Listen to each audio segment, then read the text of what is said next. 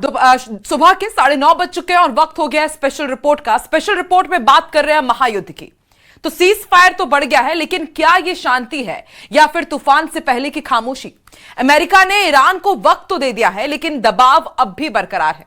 और अगर यह बातचीत फेल हुई और एक बार फिर युद्ध भड़का तो सिर्फ पश्चिम एशिया ही नहीं, भारत तक इसकी आग पहुंचेगी। तेल से लेकर ट्रेड, सुरक्षा से लेकर के रणनीति तक सब कुछ दांव पर होगा। देखिए स्पेशल रिपोर्ट।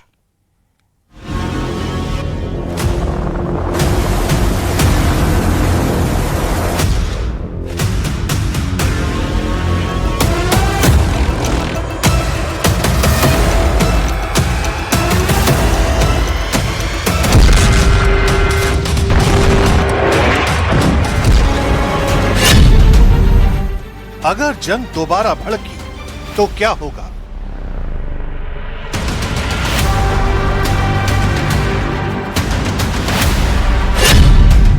क्या दुनिया एक और जंग के लिए तैयार है?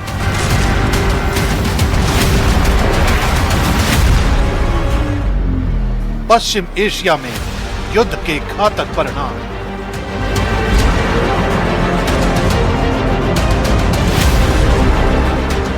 सीज फायर का बढ़ना पहली नजर में राहत की खबर लगती है, लेकिन असल कहानी इसके पीछे छिपे तनाव की है। अमेरिका ने साफ कर दिया है कि ये कोई स्थायी समाधान नहीं है, बल्कि एक अस्थायी ब्रेक है। ईरान पर दबाव जारी है और उसकी हर गतिविधि पर नजर रखी जा रही है।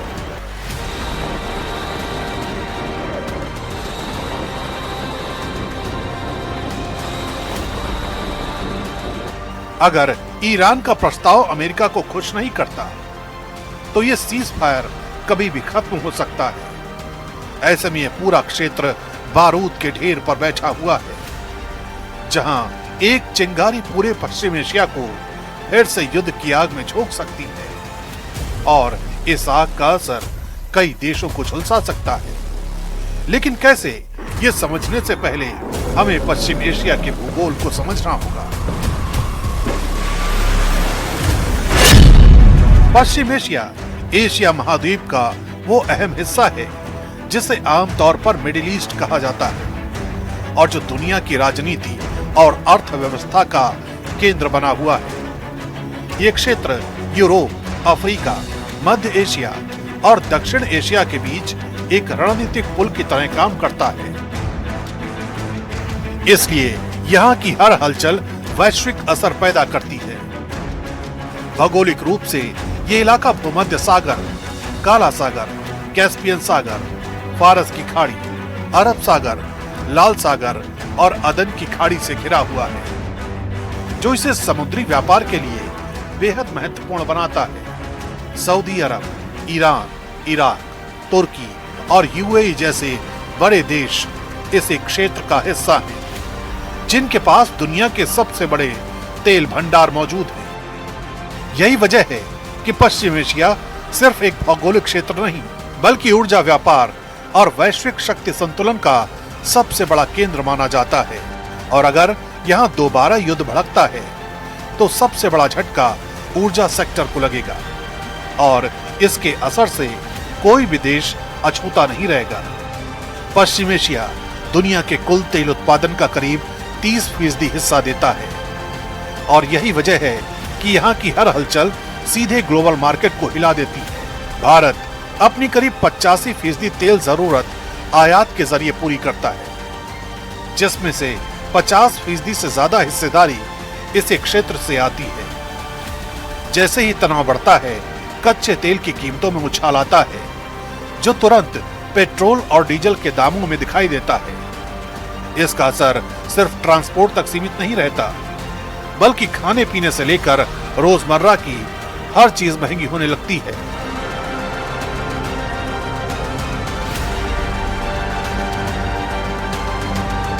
अगर ये संघर्ष लंबा चलता है, तो असर सिर्फ तेल और महंगाई तक सीमित नहीं होगा, बल्कि वैश्विक सप्लाई चेन को भी गहरा झटका लगेगा। पश्चिम एशिया से गुजरने वाले समुद्री रास्ते, खासकर हॉर्मुज, दुनिया के सबसे अहम ट्रेड रूट्स में गिना जाता है। यहाँ से रोजाना लाखों बैरल तेल और भारी मात्रा में सामान दुनिया के अलग अलग देशों तक पहुंचता है। जैसे ही युद्ध का खतरा बढ़ता है, शिपिंग कंपनियां अपने रूट बदलने लगती हैं या बीमा प्रीमियम बढ़ा देती हैं, जिससे ट्रांसपोर्टेशन की लागत कई गुना बढ़ जाती है। भारत के लिए यह सीधा असर निर्यात और आयात दोनों पर डालता है। इलेक्ट्रॉनिक्स, उर्वरक और खाद्य तेल जैसे जरूरी सामान महंगे हो सकते हैं। अगर हालात और बिगड़े तो ये वैश्विक मंदी की आहट भी बन सकता है, जिसका असर हर घर तक महसूस होगा। सुरक्षा के लिहाज से भी ये संघर्ष भारत के लिए चिंता का विषय बन सकता है। पश्चिम एशिया में लाखों भारतीय काम करते हैं और युद्ध की स्थिति में उनकी सुरक्षा सबसे बड़ी चुनौती बन जाती है। पहले भी ऐसे हालात में भारत को बड़े स्तर पर अपने नागरिकों को निकालना पड़ा है। इसके अलावा आतंकी गतिविधियों के बढ़ने का खतरा भी रहता है, जो क्षेत्रीय स्थिरता को और कमजोर कर सकता है। रणनीतिक तौर पर भी भारत एक मुश्किल संतुलन में फंस सकता है। एक तरफ अमेरिका और इजराइल के साथ उसके मजबूत रिश्ते हैं, तो दूसरी तरफ ईरान के साथ भी महत्वपूर्ण कनेक्शन है, खासकर ऊर्जा और कनेक्टिविटी के मामले में। ऐसे में युद्ध की स्थिति भारत को एक जटिल कूटनीतिक परीक्षा में डाल सकती है। यानी सीज फायर का बढ़ना फिलहाल राहत जरूर है, लेकिन अगर यह अस्थायी शांति टूटती है तो इसका असर सीमाओं से बहुत दूर तक महसूस होगा।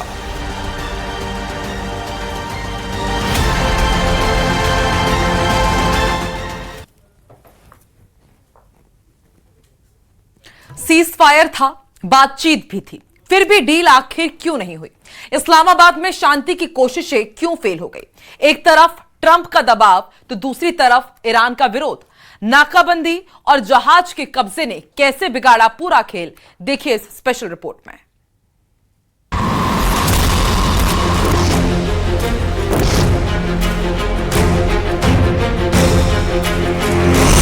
क्यों फेल हुई ईरान अमेरिका की बातचीत? क्यों फिर शुरू हुई ईरान अमेरिका में हॉट टॉक? दुनिया के लिए घड़ी अनिश्चितता से भरी है, क्योंकि पश्चिम एशिया में हालात हर घंटे बदल रहे हैं। ईरान और अमेरिका के बीच बातचीत इसलिए फेल हुई क्योंकि जमीन पर हो रही कार्रवाइयों ने कूटनीति को कमजोर कर दिया। चंद घंटों पहले अमेरिका ने सीज फायर बढ़ाने का ऐलान किया, लेकिन साथ ही ईरान के खिलाफ हॉर्मुज के आसपास नाकाबंदी जारी रखी, जिससे ईरान का तेल निर्यात प्रभावित हुआ। ईरान ने इसे युद्ध विराम का उल्लंघन बताया और कहा यह युद्ध अपराध है। यही नहीं, 19 अप्रैल को अमेरिकी नौसेना ने ओमान की खाड़ी के पास ईरानी कार्गो जहाज टोस्का को कब्जे में ले लिया, जिसे तेहरान ने अंतर्राष्ट्रीय कानून के खिलाफ बताया। इन दोनों घटनाओं ने भरोसे को पूरी तरह से खत्म कर दिया। नतीजा ये हुआ कि इस्लामाबाद में पाकिस्तान की मध्यस्थता में चल रही शांति वार्ता बिना किसी ठोस नतीजे के टूट गई और दोनों देशों के बीच तनाव बढ़ गया। इस तनाव को ईरान की चेतावनी से समझिए।